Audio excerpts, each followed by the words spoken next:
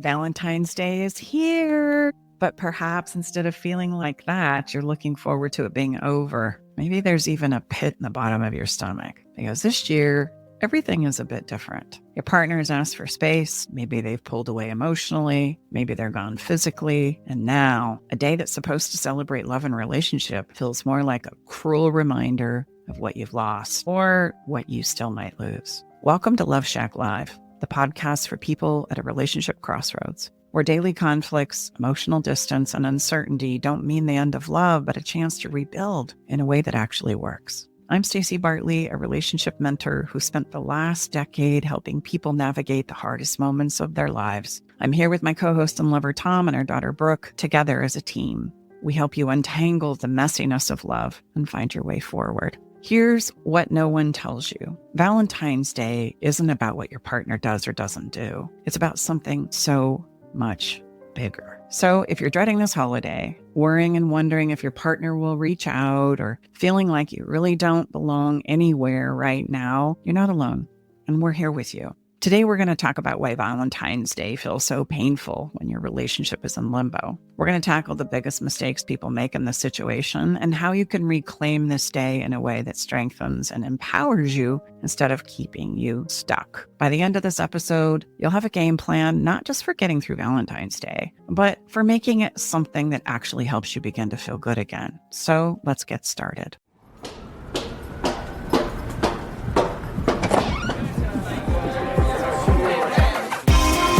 Hey, thank you for coming. Welcome to the Love Shack. Let's begin with why does it feel so painful? You know, we just talked about this in our Better Love Club Monday night class. It's a little thing that goes like this. Our human misery stems from a loss of perspective. Let's suppose for a moment, to help you understand this concept, that we begin our day and we're so aware, we've done all the great things, we have that great morning routine, and we're so grateful to just be alive. Like we have that sense that today is going to be a really great day. The sun seems to shine in the sky a little brighter. You even hear the bird sings. And then, oh, this is my favorite. When your favorite song pops up on your playlist, you're like, oh, this is it. This is my moment. This is going to be a great day. The miracle of life just seems to be happening for you. And then you stub your toe really hard. And in that moment of pain, your whole world is often reduced to your poor little toe. And for the next several moments that turns into the next several days, it's difficult to walk. You're reminded every time you take a step. Every damn time you take a step. And with every step, all you can think about is your painful little toe. What then defines your day is the pain that you feel when walking on a bruised toe. And the miracle of your life has all but left you, although it's still unfolding. It is this, the narrowing of our perspective, that opens up the doorway for us humans to misery. When we fixate or focus on the problem seems to be everything. In actuality, misery is a moment of suffering allowed to become everything. So when we feel miserable, our challenge is we must look wider than what hurts and find the miracle of living once again. The sun was still beautiful, the birds were still singing, and my playlist still popped up my favorite song, as an example. And so it is with Valentine's Day. This day can be either the greatest thing in the whole wide world for us, or it can set into a place of misery where from when the clock strikes midnight to the time it hits midnight on February 15th, we can be in dread and misery. So what does a stubbed toe look like on Valentine's Day? Well, you narrow your focus and all you think about is feeling lonely.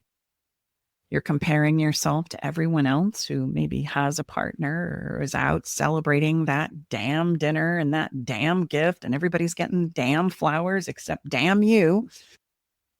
And in that focus that's been narrowed, you're going to be miserable all damn day. You're also probably going to wonder if your partner is thinking about you or not, and do they remember all the incredible moments that you've shared and all the past romantic moments that you've had? Yes, including Valentine's Day, but maybe beyond. And then you're thinking about what happens next, which often leads to the biggest mistake we make when we're in space at this point in time, especially on Valentine's Day, because as I narrow my focus and think about the pain of the day and what it is I don't have, I'm going to think about crafty and strategic ways to want to prove my love to the person that I love the most, the person that I hope is thinking about me on this day. And then I might craftily, with trickery, start thinking about fishing for the interaction that I would just love to have so that I can remind them of all the incredible moments that we've had on these past days, as well as in our life. But isn't that what you're supposed to do when you are just dying for that validation and comfort and reassurance that everything is okay? No, it's really not. It's going to backfire. It really is. And you're over-texting, sending gifts, making up excuses to stop by and just say hi. Let's face it, as human beings, we can get pretty darn crafty and creative here, finding just the perfect excuse to make all of those things set them in motion. But the reason why this backfires is, number one, it's going to make you feel worse. The fact that you have to go through all of this effort and like crazy making within yourself to make a moment happen is going to rob you of that moment just happening because it's true, it's genuine, it's authentic. You're resorting to manipulations and trickery in order to make it happen. And whether we call it that or not, it feels like that when it's all said and done.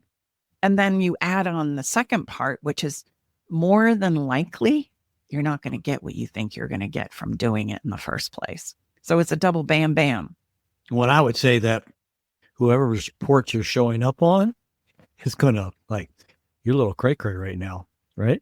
It makes me think a couple of times in our Love and Limbo sessions and our roadmap, we've had similar questions be asked that say, I bought maybe tickets to my partner's favorite band and now we're separated and I really want to give them the tickets, but I don't know if I should, or I bought them a present and I really want to give it to them, but I don't know if I should. And Mom, too, you always say, are you giving it to them because you really want them to have it, or are you giving it to them because you really want to talk to them? And it always makes the participant have kind of an aha moment that says, yeah, I want to do this because I have this bargaining chip that I know I'll get to speak to them. They probably do want to give it to him, but it's really because they know that it's a way to get in contact. And I think it's hard to understand why we say no until you phrase it like that. It happens often, too, where they want to stop by and pick up some stuff, or they want me to leave the stuff out. Well, should I make them get it from me? And we have to think about, okay, what are you doing here, really, in regards to the questions? Just go ahead and set the mail out on the porch and come get it at your leisure. No. I want them to knock on the door so they open it and so they see me. And they get to go, Hey, we're all human, man. I mean, let's just be. Yeah. And to be clear, we're not saying that it's bad that you have that inclination, but you have to look a little deeper behind the behavior, behind the driver, to know that your partner is going to take it as manipulation, because that's really what it is. It doesn't mean that your intentions behind the manipulation are bad. You're coming from a sweetheart place, but it's invalidating their request, which is for space, even though it sucks for you. And so hence the narrowing of our focus, which leads to more misery. Like we get so narrowly focused on how it is I'm supposed to talk and engage and get what I think I need from my partner, that now the broadening of my perspective of seeing the whole picture is all but gone. And the more I narrow it into, it has to go like this. How can I creatively, strategically, manipulatively, filled with trickery of all kinds, get them to engage with me? That's narrowing your focus, which is going to backfire and lead to more misery in your experience. So when we broaden our perspective, we realize a couple of things: that Valentine's Day doesn't have to be about romance. It can be about loving relationships in all of its forms: self-love, friendship, community. Because after all, it truly is the case Scientifically, it's been proven that love is the most powerful form of creation. It is where creation comes from, that is life-giving, expansive, full of possibilities. And so if we don't remember that and back it up and remember that love comes in lots of different forms, not just from this one person in this one scenario, if I can just get it by whatever means necessary, that's going to be the narrowing and the creation of misery of all types. But I want to speak for the people who are like, that's bullshit. And they're like, I don't care because I just want this one person. And I don't care that I have friends and family and, the community. Can you give me something better than that? Because that, to me, that sounds like just drink a glass of water and have an Advil and you'll feel fine in the morning. I know what you're saying and I agree with you. But I think for the people who are feeling despair, it sounds like just love yourself more. That's what this sounds like. This person wants the heart-shaped box of candies, and the little Cupid card. Yeah, and they want to be able to say, look, I'm part of the people on Valentine's Day that are in love and celebrating. Well, here's the paradox. The paradox that we are coming from and why it comes across like this is just think about the principles that govern our behavior and what it creates as a result. So quickly, we forget about that. And I'm going to break it down for you, so don't worry if what I just said kind of went, whew. Okay, here's the thing. Whenever we as human beings come from a place of manipulation and trickery, we all know it.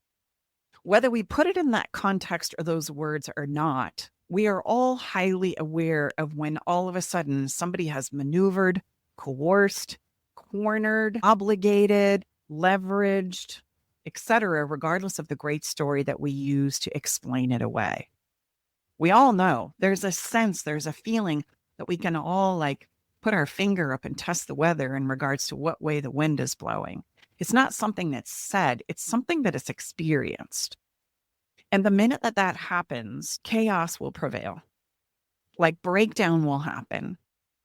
And if we don't pay attention to those nuances of the emotion of love, regardless of what the story is or the reason why we're doing what we're doing, the principle still applies. If I embark on things that are going to impact the emotional, let's be honest, it's a feeling, it's an invisible, intangible, and yet still has great impact on the experiences that we have and what it is we can create, that we diminish and disregard and justify with a great story all the time. Nonetheless, the impact remains.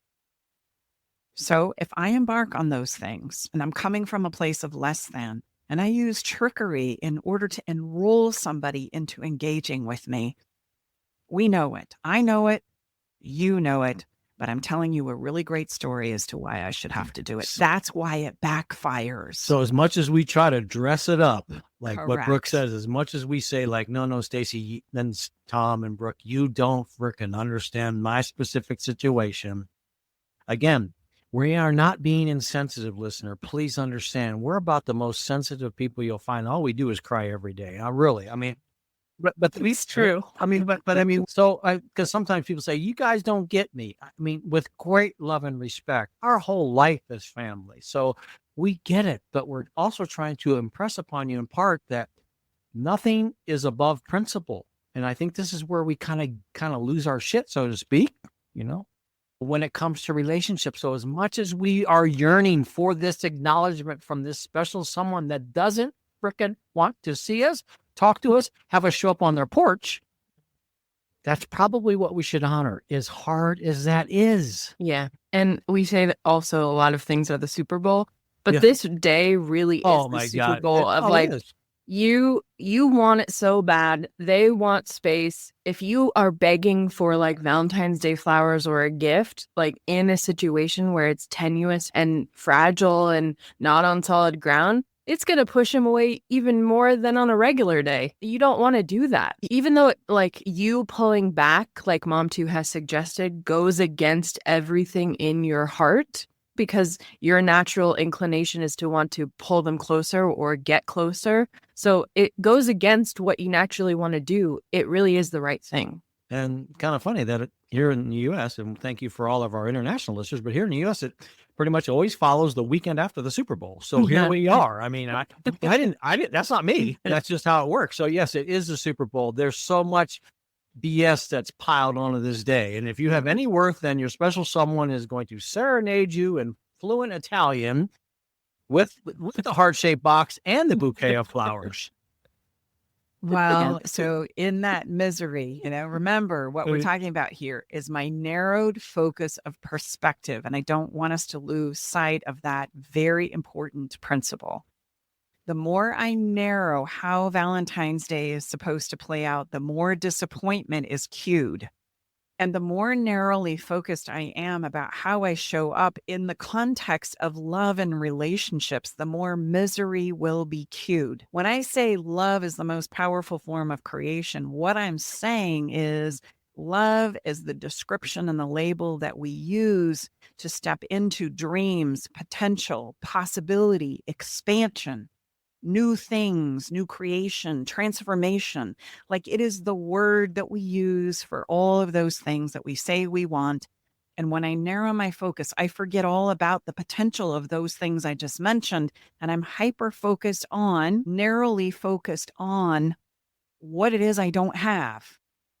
The person, the serenade, the Italian, the song, the chocolates, the card, the I love you. Oh my God. And the more narrowly focused I get on how it's supposed to go, the more disappointment I have, the more I'm focused on my stubbed toe. And there's so many other things that are available, so many other potential possibilities. And one of the most difficult things that we have in the conversation of relationships is thinking about what it is I want independent of the person I'm with. Say that again. That's really good. That's really good. I am navigating my love and relationship potential and possibilities and focusing narrowly on a particular person it has to be done with. I lose the ability to focus on what it is I want to experience as a person as a whole. Every once in a while, Staci throws these nuggets that even I have to digest a little bit deeper. That one was deep. I mean, we're not trying to be Pollyanna here. I mean, we're trying to have in part so you can have a day that doesn't just kick your ass. So you can understand why you feel this way. The mechanism of why you feel so frustrated and hurt is because you have this narrow focus. So that's why I pushed back on what Mom 2 was saying, because I wanted you to really understand why widening your focus on everything else you have is going to make it so you don't feel so much pain. And it's going to require you to broaden your perspective. For those of us that don't, and I haven't said this in a while, but if you followed us for a long time, but for those of us that don't drive in the snow, you're taught to go in the opposite direction of the way you're skidding. So this is what we're telling you, which is unbelievably hard because you swear you have to turn in the direction that you're skidding. And if you do that, you'll end up like Brooke did in the middle of a field and calling her dad crying because she's never driven in the snow before. But I'm having a little fun, but that's true. It's going to take every fiber to do everything that you think you should do and not do that. Well, that is a really great analogy because here's the thing. We get so hyper-focused on what it is we're missing out on, which is the narrow focus. Right.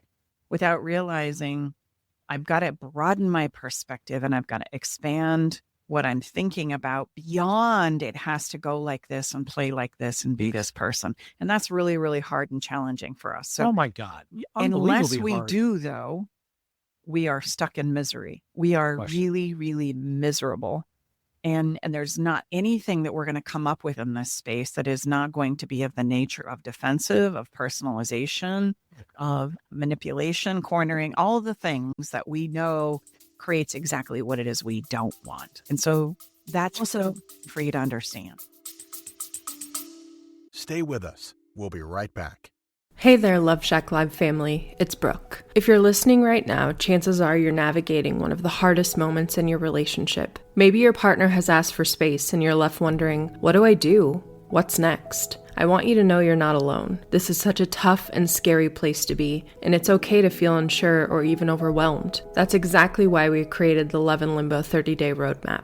This isn't just another program. It's a sacred, supportive experience designed for those moments when everything feels uncertain. Whether you're trying to make sense of your partner's need for space, navigating your own emotions, or just searching for clarity about what's next, this roadmap is here to guide you. And here's some good news. Our next round begins on January 5th, 2025. To make it even more special for you, our amazing podcast listeners, we're offering an exclusive 15% discount off of all of our programs. Just use code LOVESHACK15 at checkout. This is our way of saying we see you, we value you, and we're here to support you. So don't wait. Head to loveandlimboroadmap.com, use your code, and take that first step towards finding peace, clarity, and connection, whether it's within yourself or your relationship. You're not alone in this journey. We're here to walk it with you every step of the way.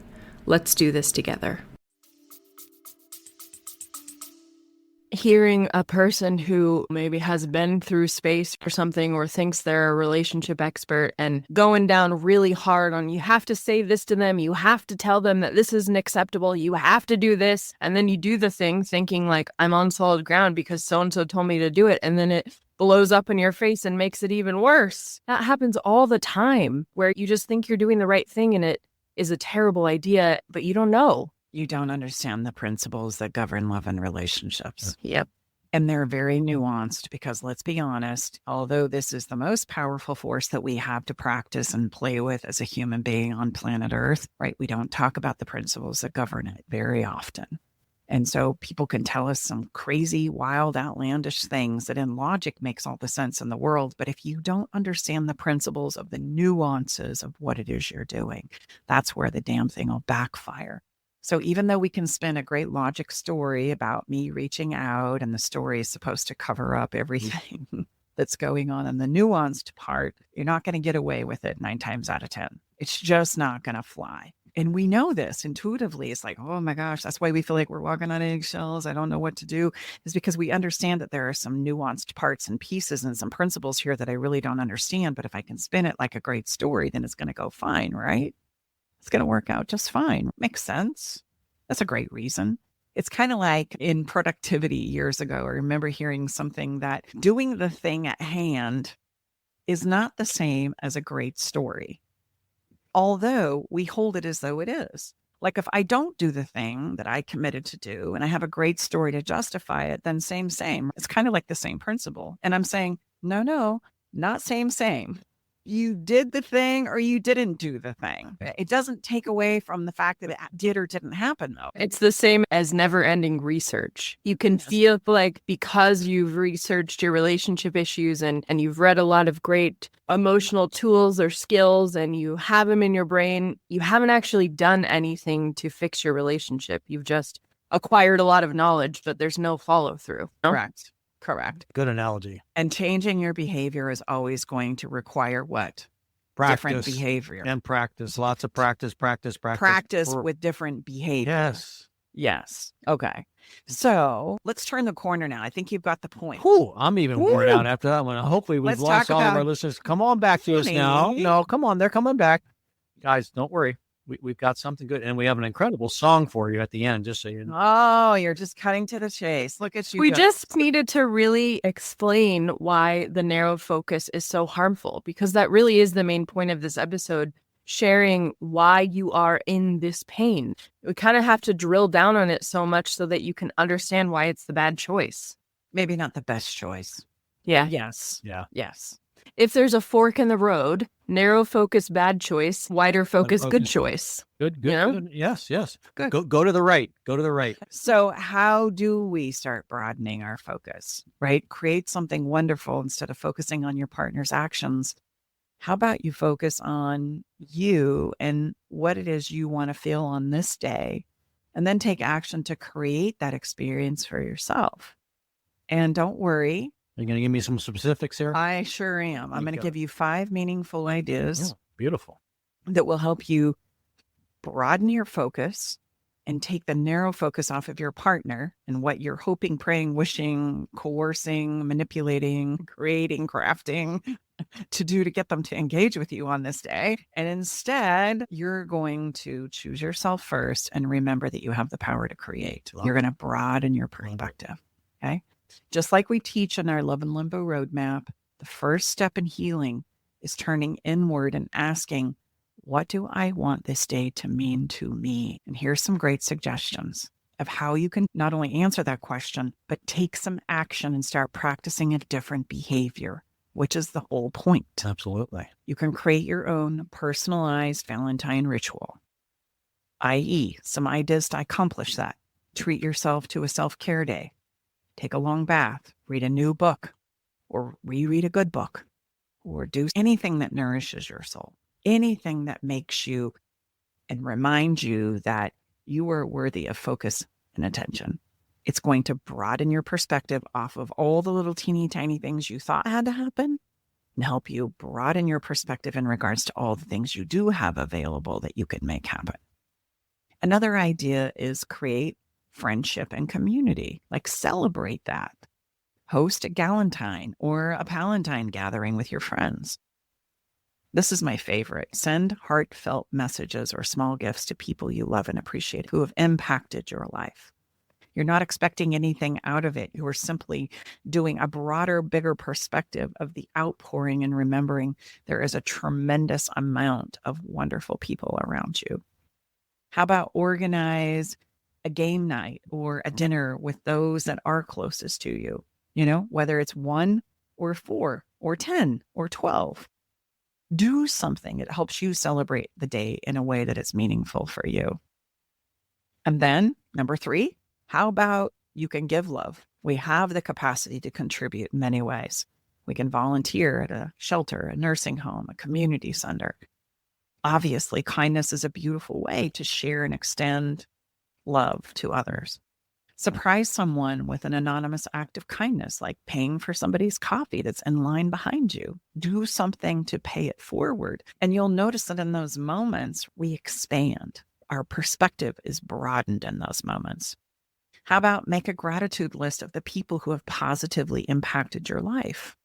Even just the act of looking for those places and spaces, those people within your own life that have impacted you greatly, broaden your perspective instead of this hyper narrowly focused thing.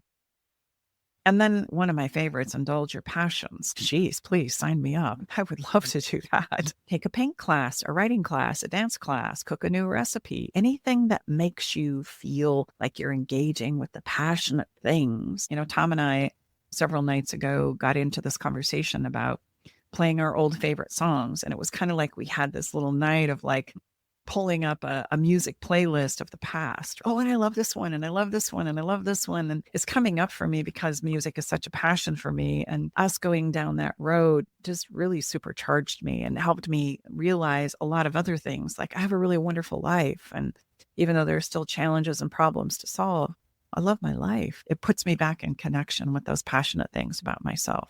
And then take yourself out to your favorite cafe, museum, or movie. Plan an adventure like a day trip or a hike to your favorite place or space, or try a new one. You know, novelty is trying something new that you've never done before. But again, just expanding your possibilities here. Shift your focus to growth and gratitude instead of what it is you don't have. Reflect on the love that you have in your life from your family, your friends, your pets, and yourself. Use the day as a way to reset your intentions for how you want to show up in your relationships moving forward. Like, what do you want it to look like? How do you want to show up? How do you want to be? And what is it you need to embark on in order to complete and embark on that journey instead of thinking about all the things that you don't have? I guess long story short, in the broadening of our perspective, remember, love isn't just about having a partner show up for you. It's more about how you show up for yourself and others. Love is a contributive force. Yes, we want to get some return on that.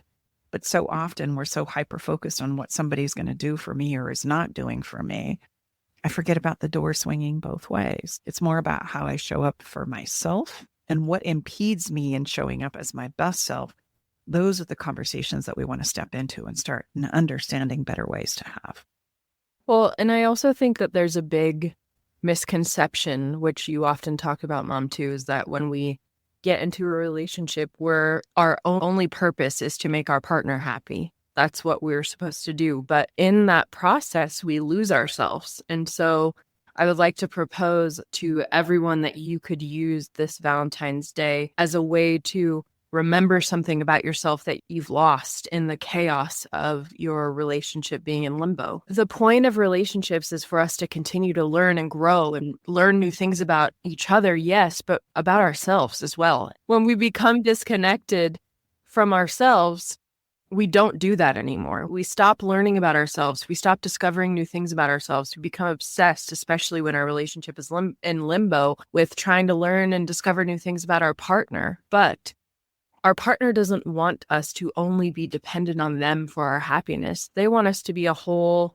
functioning, beautiful, healthy, amazing person too, that knows what we want, knows who we are, knows what our favorite things are. How many moms, especially, you ask what their favorite is of something and they don't even know anymore because they've given all of that to their kids and their partner and making everything else work. So you can use this day of love to give a little of that love that you've given so freely to everyone else. Give it back to yourself. I know that's incredibly cheesy, but it always reminds me of the scene in Runaway Bride where Julia Roberts conforms to what her husband, which she's had a lot of them in the movie, conforms to their favorite kind of eggs. So there's a scene in the movie where she's trying every different kind of egg and she's like, no, I don't like that. No, she's just like learning about herself, and she's a 30-year-old woman, but she doesn't know what her favorite kind of eggs are.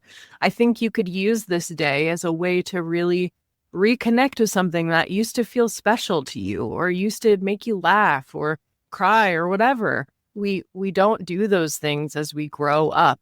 We think of that stuff as only kid stuff, but it's so important to give that same thing to yourself too. And realize that how we handle this day with all of its goodness and challenges is how we might handle our life in a broader perspective. Like, this is an opportunity for you to build resiliency and clarity, even though you may be going through a challenging time. If I take you back to the analogy that we started our podcast with, right? Are we hyper-focused on the stubbed toe? Not to minimize what we're going through, but are we losing sight day by day of the bigger potential and possibilities and perspective of what it is I really am, who I could show up as, and where it is I really want to go, because I've gotten so narrowly focused on it has to go this way. Yeah, And I if mean, we do that, it creates misery for all of us. It's non-discriminatory. Like, it's how the principle works. Well, it's equal opportunity. What just came to me is, I'm sure you ladies would confirm, but of all the people we've worked with that are going through this very difficult time, from when they start and step in and start, they're so, and understandably so, like, no, Tom and Staci and Brooke, I just got to get Sally or Joe or back. And then when they get to the end of especially those that have really rolled up their sleeves and stayed with us, they literally look different to us because their world has literally expanded like they could have never believed. And how they show up in their world is completely different. They are so blown away at, oh my gosh, I had no idea that this was going to allow me to become a better version of myself, to truly explore what's possible and not feel like I'm just, like out in the ocean with no life preserver, where I have some rootedness within myself now and can truly step into this place of the unknown. And I know whatever happens, I'm going to be okay. I'm going to be good, not just okay. I'm going to be good. I think there's just a little bit of misconception around our work and why we say turning the focus on yourself is so life-changing, because I think people think, well, I can't do that because my partner says all of these things are wrong. So I need to focus on them so I can understand what I need to do to change and make it better. What really focusing on yourself does is it allows you to change the only thing you have control of, which is yourself and your behavior. So actually turning and focusing on yourself gives you all the answers that you have been wondering about, like what your triggers are, why you act this way when your partner shows up this way, why a certain thing that they say to you makes you go someplace in your mind that you never realized before. All of that inner work that we help you do in the roadmap is the number one, it's the only thing you can do in your relationship, because you can't change their behavior. And you can't read their mind. Sure, you can ask them questions, but you only have the intel that you have access to. But so often we give all of our power to our partners because we think in order to fix this, we need to decode them No, we need to decode ourselves. We've just never done it before. Well, if I may stack on what Brookie said, you're the only person who has access to the intel of your own personal experiences, moment by moment, day by day. Your partner is giving you feedback about the experiences that they have, which has an interplay in regards to what's happening for them. And isn't it ironic that we try and get to the heart of how they see us from their perspective, which is valuable, but not until I understand my own perspective from my own intel day by day, moment by moment. Because here's the thing, nobody should know you better than you know yourself.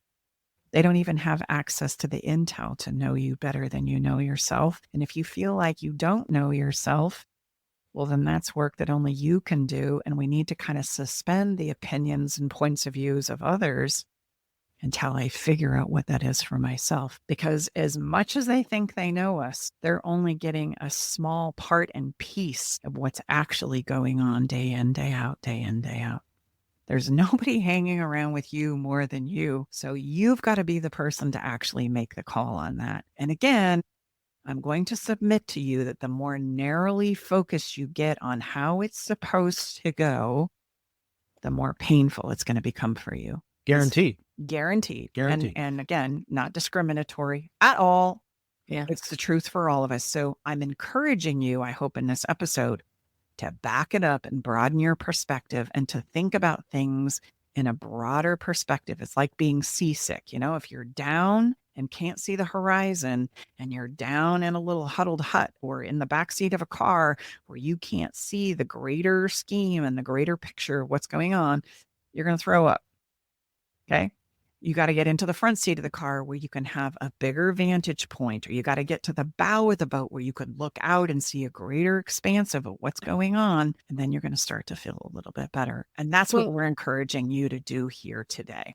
I also think that when you're in a relationship where you rely heavily on your partner's input or validation to know how you should feel, like you look to them to say how they feel, and then that's how you base what you feel on that. When that is taken away, it literally feels like, what in the hell? How do I know how to feel if I'm not constantly having that feedback? But really, it's a gift because now you get to really know how you feel. You have to discover it. You have to go inside of yourself and know what your emotions are at all before you can get to that point. But I just want you to hear us say that it really is a gift, because now, once you develop that place inside of you where you know the answers, you don't rely on anybody else for the answers. So your partner could say, hey, I feel this way, but it won't sway you, because we're easily swayed when we don't have that foundation, and it can feel very wishy-washy. Absolutely. Well, I often say in my clarity calls, I mean, let's just be honest, as much as I have enjoyed speaking with you and such, and hopefully reciprocated, we wouldn't be having this conversation if you weren't in this very challenging time. And without fail, every single person says, you know what, Tom, you're right.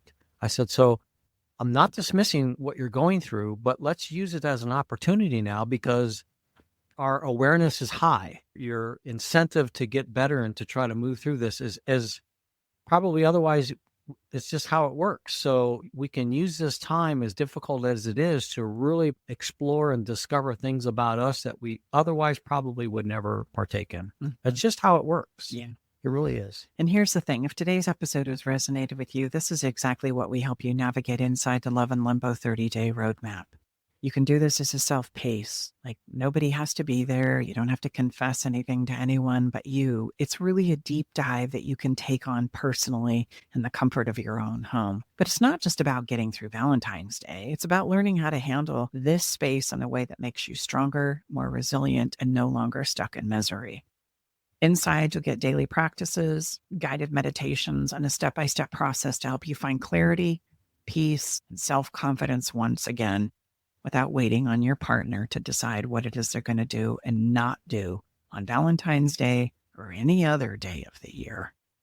So take the next step today and join us by using the link in the show notes. And as a special thank you for being a podcast listener, use the code Love Shack 15 at checkout for a 15% off discount. There's your Valentine's Day gift right there now. Happy Come on. Valentine's Day. There could be nothing more appropriate for our Follow the Fun moment to broaden our perspective and take us out of this day of misery often than to write yourself a vision letter. This is a time to remind yourself of what it is you want to experience in your relationship as you think about where you might be 6 months to a year from now. And I've come up with and experienced this myself just today, as a matter of fact. Here's an easy way for you to go about it, because I don't know about you, but sometimes when I look at a blank page, I just feel overwhelmed. It's like, whoa, I don't know. There's so much there. That's why they say the blank page syndrome. Correct. Yeah. So if you'll go to Chat GPT and use just the free version and ask it to write you a vision letter that includes the following, and then you just simply put in the list of all the things that you want your vision to look like, then hit the send button in about, I don't know, less than 10 seconds, 20 seconds. I don't know. It's pretty fast. It immediately starts writing.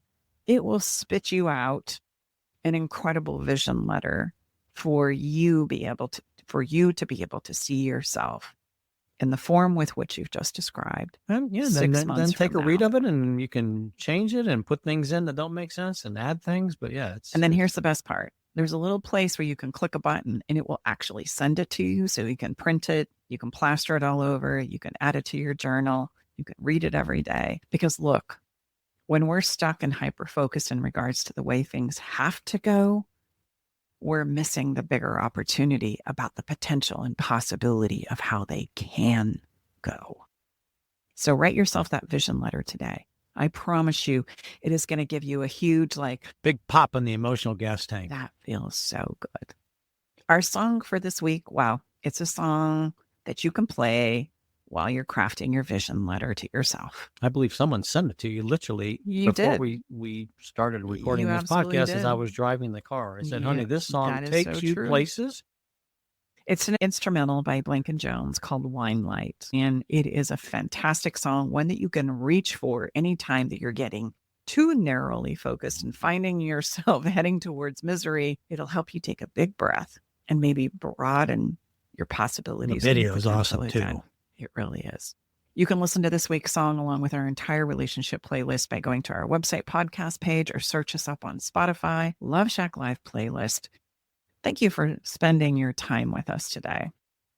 This Valentine's Day, no matter where your relationship stands or however you choose to celebrate it, may it be filled with warmth, joy, and appreciation for the love that already surrounds you. Remember that. We look forward to seeing you back here next week, ready to dive into even more strategies to support you in your relationship. And until then, enjoy your day, enjoy your life, and enjoy the moments that create you. Bye-bye for now.